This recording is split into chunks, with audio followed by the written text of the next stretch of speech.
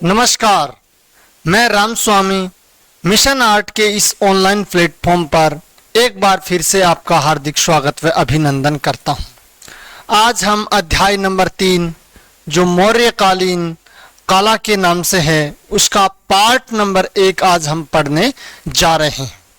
कक्षा 11 के लिए ये वीडियो बनाए जा रहे हैं। इन वीडियो को ज़्यादा से ज़्यादा शेयर करें, कमेंट व लाइक करें, क्योंकि ये वीडियो स्माइल 3.0 व आओ घर से सीखे कार्यक्रम के तहत बनाए जा रहे हैं। लेसन नंबर 3 मौर्यकालीन कला, यानी आज हम पढ़ रहे हैं मौर्यकालीन कला के बारे में। ईसा पूर्व 6वीं शताब्दी में गंगा की घाटी में बौद्ध और जैन धर्मों के रूप में नए धार्मिक और सामाजिक आंदोलन की शुरुआत हुई। यानी 6वीं शताब्दी में गंगा नदी की घाटी में, यानी गंगा की घाटी में बौद्ध और जैन धर्मों के रूप में नए धार्मिक और सामाजिक आंदोलन की क्या हुई, शुरुआत हुई। ये दोनों धर्म यानी कौन, बौद्ध और जैन, ये दोनों धर्म श्रमण परंपरा के अंग थे। ये दोनों धर्म किस परंपरा के अंग थे? श्रमण परंपरा के अंग थे। दोनों धर्म जल्द ही लोकप्रिय हो गए। दोनों धर्म बहुत ही जल्द लोकप्रिय हो गए। कारण क्या था? कारण ये था क्योंकि ये दोनों धर्म इसलिए लोकप्रिय हो गए क्योंकि वे सनातन धर्म की वर्ण एवं जाति व्यवस्था का विरोध करते थे। यानी बौद्ध धर्म और जैन धर्म इसलिए बहुत जल्दी लोकप्रिय हो गया क्योंकि ये दोनों धर्म सनातन धर्म की जो वर्ण व्यवस्था है, जो जाति व्यवस्था है, उनका क्या करते थे? विरोध करते थे। उस समय, किस समय? यानी बौद्ध और जैन धर्मों के समय, उस समय मगध एक शक्तिशाली राज्य के रूप में उभरा। यानी उस समय मगध एक शक्तिशाली राज्य के रूप में उभरा और उसने, किसने? मगध ने, और उसने अन्य राज्यों को अपने नियंत्रण में ले लिया। मगध ने बहुत सारे अन्य राज्यों को भी अपने नियंत्रण में ले लिया। ईसा पूर्व 4वीं शताब्दी तक मौर्यों ने, ईसा पूर्व की 4वीं शताब्दी तक मौर्यों ने अपना प्रभुत्व जमा लिया। यानी भारत में ईसा पूर्व की 4वीं शताब्दी तक जो मौर्य वंश था, उन्होंने अपना जो शासन काल था वो जमा लिया या अपना प्रभुत्व जमा लिया। और ईसा पूर्व 3री शताब्दी तक भारत का बहुत बड़ा हिस्सा मौर्यों के नियंत्रण में आ गया। और ईसा पूर्व की 3री शताब्दी तक आते आते भारत का एक बहुत बड़ा हिस्सा मौर्य राजवंश या मौर्यों के नियंत्रण में या अधीन में आ गया। मौर्य सम्राटों में अशोक एक अत्यंत शक्तिशाली राजा था। प्रश्न सीधा पूछ सकता है कि मौर्य सम्राटों में ऐसा कौन सा शासक है जो सर्वाधिक शक्तिशाली राजा माना जाता है, जिसने ईसा पूर्व 3री शताब्दी में बौद्धों की सम्रण परंपरा को संरक्षण दिया? यानी अशोक था।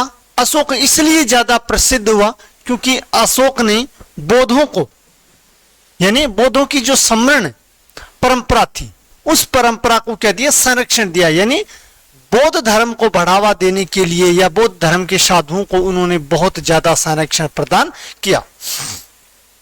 धार्मिक पद्धतियों के कई आयाम होते थे।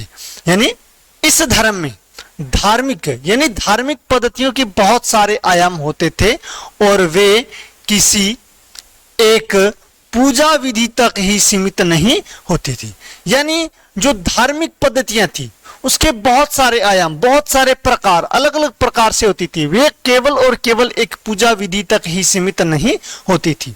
उस समय यक्षों और मातृदेवियों की पूजा भी काफी प्रचलित थी। यानी इस समय का मौर्य काल में, यानी मौर्य काल तक जो यक्ष है, यानी यक्ष और मातृदेवियां हैं, यक्ष और मातृदेवियों की पूजा का भी क्या था? काफी प्रचलन था। इस प्रकार पूजा के अनेक रूप विद्यमान थे। यानी इस प्रकार से पूजा के बहुत सारे जो अलग अलग रूप है वो हमारे समाज में या उस समय बौद्ध धर्म के समाज में व्याप्त थे या विद्यमान थे। तथापि इनमें बौद्ध धर्म सबसे अधिक सामाजिक और धार्मिक आंदोलन के रूप में लोकप्रिय हो गया। और उस समय सबसे अधिक बौद्ध धर्म है, सबसे अधिक बौद्ध धर्म है सामाजिक और धार्मिक आंदोलन के रूप में क्या हो गया, लोकप्रिय हो गया। यक्ष पूजा, बात करते हैं यक्ष पूजा। यक्ष पूजा बौद्ध धर्म के आगमन से पहले और उसके बाद भी काफी लोकप्रिय रही। यानी बात करते हैं कि यक्ष पूजा की, यक्ष पूजा है वो बौद्ध धर्म के आने से पहले और बौद्ध धर्म के आने के बाद भी बहुत ज्यादा लोकप्रिय रही। लेकिन आगे चलकर यह बौद्ध और जैन धर्मों में क्या हो गई, विलीन हो गई। और आगे चलकर जो यक्ष पूजा है ये बौद्ध धर्म और जैन धर्म दोनों में क्या हो गई, विलीन हो गई। आगे पढ़ते हैं खंबे, मूर्तियां और शैलकृत वास्तुकला। खंबे, मूर्तियां और शैलकृत वास्तुकला यानी मौर्य काल है। मौर्य काल में किस प्रकार से खंबे बनाए गए, खंबे बोलो या स्तंभ बोलो, या किस प्रकार की मूर्तियां बनाई, या किस प्रकार के शैलकृत यानी पत्थरों से बनाई गई अन्य जो वास्तुकला है वो किस प्रकार से बनाए गए। मठ के संबंध में यानी बात करते हैं मठ है, यानी मठ के संबंध में स्तूपों और विहारों का निर्माण इस समरण परंपरा का एक अंग हो गया। यानी बौद्ध धर्म का जो घुमक्कड़ जो साधु थे उन साधुओं का या बौद्ध धर्म में स्तूपों और विहारों का निर्माण है वो एक आम परंपरा या एक परंपरा का क्या हो गया, अंग हो गया। तथापि इस कालावधि में स्तूपों और विहारों के अलावा यानी इस समय स्तूपों और विहारों के अलावा अनेक स्थानों पर पत्थर के स्तंभ बनाए गए। यानी बहुत सारे अन्य स्थानों पर, बहुत सारे अन्य स्थानों पर अनेक यानी पत्थर के अनेक स्तंभ भी बनाए गए। चट्टाने काटकर गुफाएं यानी चट्टानों को काटकर गुफाएं बनाई गई और विशाल मूर्तियां भी बनाई गई। गुफाएं भी बनाई गई और बहुत सारी बड़ी बड़ी विशाल मूर्तियां भी बनाई गई। स्तंभ निर्माण की परंपरा बहुत पुरानी है, यानी स्तंभ निर्माण की परंपरा है वो बहुत ही पुरानी है। और यह देखने में आया है कि इसके अलावा यानी स्तंभ निर्माण की जो परंपरा है वो बहुत पुरानी है। पुरानी कैसे, किस बात से हमें पता चलता है कि ये बहुत पुरानी है? पुरानी इसलिए है क्योंकि यह देखने में आया है कि एकेमेनियन साम्राज्य में विशाल स्तंभ बनाए जाते थे। यानी यूरोप में एकेमेनियन साम्राज्य में बहुत बड़े बड़े विशाल स्तंभ बनाए गए थे, लेकिन मौर्यकालीन स्तंभ एकेमेनियन स्तंभों से भिन्न किस्म के थे। लेकिन बात करते हैं मौर्यकालीन स्तंभों की। कौन से स्तंभों की? मौर्यकालीन स्तंभों की। तो मौर्यकालीन स्तंभ है वो एकेमेनियन के स्तंभों से क्या है, भिन्न प्रकार के या अलग प्रकार की किस्म के बनाए गए हैं। मौर्यकालीन स्तंभ यानी मौर्यकालीन स्तंभ चट्टानों से कटे हुए, यानी मौर्यकालीन स्तंभ है वो चट्टानों से कटे हुए। चट्टानों से कटे हुए का मतलब एक विशाल पत्थर से बने हुए, यानी एक ही पत्थर से बने हुए स्तंभ है जिसमें उत्कीर्णनकर्ता यानी किसमें जो मौर्यकालीन स्तंभ है उनमें उत्कीर्णनकर्ता यानी उत्कीर्णनकर्ता कलाकार है, उत्कीर्णन कलाकार का कौशल स्पष्ट दिखाई पड़ता है। यानी मौर्यकालीन स्तंभों में उत्कीर्णन करता जो कलाकार है उसका कौशल है वो स्पष्ट दिखाई पड़ता है, जबकि एकेमेनियन स्तंभ राजमिस्त्री द्वारा अनेक टुकड़ों को जोड़कर बनाए गए थे। जबकि हम बात करते हैं एकेमेनियन के स्तंभों की, तो एकेमेनियन के स्तंभ हैं वो राजमिस्त्री द्वारा बनाए गए और स्तंभ में अनेक टुकड़ों को आपस में जोड़कर बनाया गया। कहने का मतलब यह है कि जो मौर्यकालीन स्तंभ थे वो स्तंभ तो इस प्रकार के एक आकाशम यानी एक ही पत्थर से बनाए गए, जबकि एकेमेनियन का जो स्तूप है वो इस प्रकार से पत्थरों को जोड़ करके बनाए गए, इस प्रकार से पत्थरों के टुकड़ों को जोड़ करके बनाए गए। इतना अंतर है। मौर्य काल में प्रस्तर स्तंभ संपूर्ण मौर्य साम्राज्य में कई स्थानों पर स्थापित किए गए थे। यानी मौर्य काल में जो पत्थर के स्तंभ है जो संपूर्ण मौर्य साम्राज्य में कई स्थानों पर स्थापित की गए, मतलब बहुत सारे स्थानों पर स्थापित करवाए गए। और इन शिलालेख यानी इन पर क्या लिखा गया, इन पर शिलालेख उत्कीर्णन किए गए थे। यानी जो मौर्य काल में जो स्तंभ, ये जो स्तंभ बनाए गए थे, उन स्तंभों पर शिलालेख भी, शिलालेख मतलब इन शिलाओं पर लेख भी लिखे गए थे। ऐसे स्तंभों की चोटी पर, ऐसे स्तंभों की चोटी, चोटी मतलब शिखर, यहां चोटी पर सांड, शेर, हाथी जैसे जानवरों की आकृति भी उकेरी हुई है। यानी मौर्य काल में जितने भी स्तंभ बनाए गए, उस स्तंभों की चोटी पर शेर है, सांड है और हाथी जैसे बहुत सारे जानवरों की आकृति भी उकेरी गई थी। सभी शीर्षाकृतियां हष्टपुष्ट है, यानी जितनी भी आकृतियां इसके ऊपर उकेरी गई वो बहुत ही हष्टपुष्ट और सुदृढ़ है, और उन्हें एक वर्गाकार या गोल वेदी पर खड़ा उकेरा गया। और इन पशुओं को गोल बोलो या फिर वर्गाकार एक वेदी, वेदी यानी दीवार बोलो, चट्टान बोलो या स्तंभ बोलो, इसके ऊपर उकेरा गया। गोलाकार वेदी को सुंदर कमल फूलों से सजाया गया। गोलाकार वेदी यानी ये गोलाकार वेदी, इस वेदी को सुंदर जो फूल है यानी कमल के फूल है, कमल के फूलों से सजाया गया।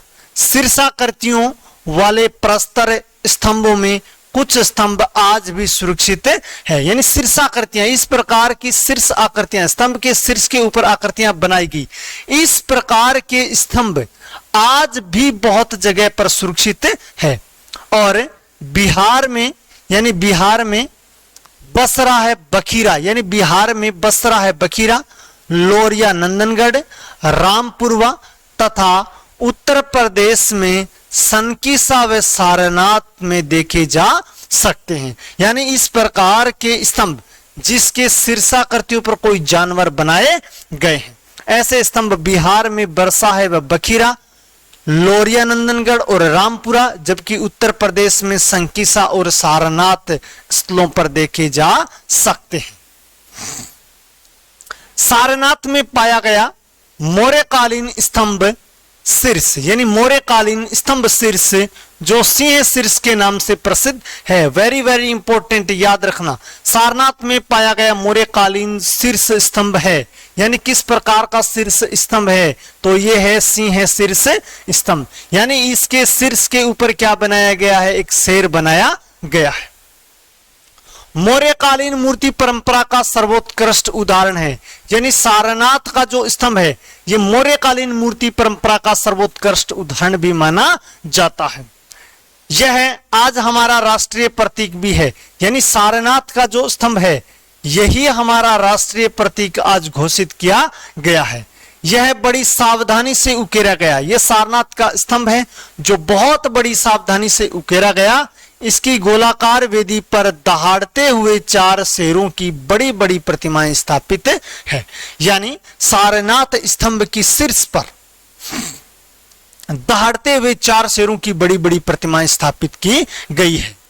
और उस वेदी के निचले भाग में, उस वेदी के निचले भाग में 4 पशु जिसमें घोड़ा, सांड, हिरण आदि को गतिमान मुद्रा में उकेरा गया। इसके अलावा इसके वेदी के निचले भाग में घोड़ा, सांड, हिरण आदि को गतिमान मुद्रा में उकेरा गया, जिसमें मूर्तिकार के उत्कृष्ट कौशल की साफ झलक दिखाई देती है। यानी ये इतना सुंदर बनाया गया है कि इसको देखने से हमें मौर्यकालीन जो मूर्तिकार था उस मूर्तिकार की जो उत्कृष्ट कौशल क्षमता है वो साफ साफ दिखाई देती है।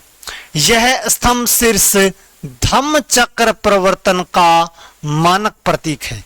बात करें कि सारनाथ का स्तंभ किसका प्रतीक है, तो ये धम्म चक्र प्रवर्तन। धम्म चक्र प्रवर्तन का मतलब ये है कि इस स्थान पर भगवान बुद्ध ने प्रथम बार क्या दिया, उपदेश दिया। यानी प्रथम उपदेश देने की घटना को कहते हैं धम्म चक्र प्रवर्तन। धम्म चक्र प्रवर्तन, तो ये धम्म चक्र प्रवर्तन बोलो या फिर भगवान बुद्ध के प्रथम उपदेश देने की घटना के प्रतीक में माना जाता है। और बुद्ध के जीवन की एक महान ऐतिहासिक घटना का क्या है, द्योतक है। भगवान बुद्ध के जीवन की एक महत्वपूर्ण घटना, ऐतिहासिक घटना। महत्वपूर्ण ऐतिहासिक घटना क्या थी? महत्वपूर्ण ऐतिहासिक घटना यह थी कि यहां सारनाथ में भगवान बुद्ध ने प्रथम उपदेश दिया था। अब हमने जितना भी पढ़ा है उसमें जितने भी प्रश्न बनते हैं उन प्रश्नों पर विस्तार से डिटेल देखते हैं। प्रश्न नंबर 1, बौद्ध व जैन धर्मों के रूप में नए धार्मिक और सामाजिक आंदोलन की शुरुआत कब व कहां से हुई? यानी बौद्ध व जैन धर्मों के रूप में नए धार्मिक और सामाजिक आंदोलन की शुरुआत कब व कहां से हुई? तो ईसा पूर्व की 6ठी शताब्दी में गंगा नदी की घाटी में हुई। यानी ईसा पूर्व की 6ठी शताब्दी में गंगा नदी की घाटी में हुई। अगला प्रश्न, मौर्य सम्राटों में सबसे शक्तिशाली राजा कौन था? यानी मौर्य वंश का सबसे शक्तिशाली राजा कौन था? वो था अपना अशोक, यानी सम्राट अशोक। अगला प्रश्न, स्तंभ निर्माण परंपरा, स्तंभ निर्माण परंपरा किस साम्राज्य से मानी जाती है? यानी किस साम्राज्य से यह माना जाता है कि किस साम्राज्य में सबसे पहले स्तंभों का निर्माण करवाया गया? बात करते हैं पुरानी, यानी सबसे पुरानी जो स्तंभ निर्माण की जो परंपरा है वो कहां से मानी जाती है, किस साम्राज्य से मानी जाती है? वो है एकेमेनियन साम्राज्य से मानी जाती है। मौर्यकालीन स्तंभों की चोटी, यानी मौर्यकालीन स्तंभों की चोटी पर कौन से जानवरों की आकृति उकेरी गई? मौर्यकालीन जितने भी स्तंभ है उन स्तंभों की चोटी पर कौन कौन से जानवर उकेरे गए? उनमें सांड है, शेर है, हाथी है, घोड़ा है, वृषभ है, ये बहुत सारे जानवर थे जो उकेरे गए थे। आगे, सारनाथ स्तंभ है। सारनाथ स्तंभ किस प्रकार का स्तंभ है? मैंने पहले भी बताया था। तो सारनाथ का स्तंभ है ये सिंह सिर से स्तंभ है। अगला प्रश्न, मौर्यकालीन कला का सर्वोत्कृष्ट उदाहरण है। यानी मौर्यकालीन कला का सर्वोत्कृष्ट उदाहरण क्या माना जाता है? तो वो माना जाता है सारनाथ का सिंह सिर से स्तंभ। सारनाथ का सिंह सिर स्तंभ है जो मौर्यकालीन कला का सर्वोत्कृष्ट उदाहरण माना जाता है। अगला प्रश्न, सारनाथ सिंह शीर्ष स्तंभ किसका प्रतीक है? आ गया ना अंतिम प्रश्न, सारनाथ का सिंह शीर्ष स्तंभ किसका प्रतीक माना जाता है? तो सारनाथ का सिंह शीर्ष स्तंभ है जो धम्म चक्र परिवर्तन का प्रतीक माना जाता है। धम्म चक्र परिवर्तन यानी यह भगवान बुद्ध की जीवन से संबंधित ऐतिहासिक घटना है जिसका नाम दिया गया धम्म चक्र परिवर्तन। क्या है धम्म चक्र परिवर्तन? धम्म चक्र परिवर्तन है भगवान बुद्ध का प्रथम बार, फर्स्ट टाइम, यानी फर्स्ट टाइम क्या देना? उपदेश। फर्स्ट टाइम उपदेश देना, भगवान बुद्ध के प्रथम बार उपदेश देना। और भगवान बुद्ध ने अपने जीवन में प्रथम बार उपदेश कहां दिया? सारनाथ में दिया। इसलिए वहां पर अशोक ने सारनाथ का सिंह शीर्ष बनाया। तो सारनाथ का सिंह शीर्ष स्तंभ किसका प्रतीक माना जाता है? तो प्रतीक है ये धम्म चक्र प्रवर्तन का। Thank you for watching this video. Please like, comment and share this video. इस वीडियो को देखने के लिए आपका धन्यवाद और इस वीडियो को ज्यादा से ज्यादा लाइक करें, कमेंट करें व शेयर करें। मिलते हैं एक नए वीडियो के साथ, तब तक के लिए वंदे मातरम, जय हिंद, जय जय राजस्थान।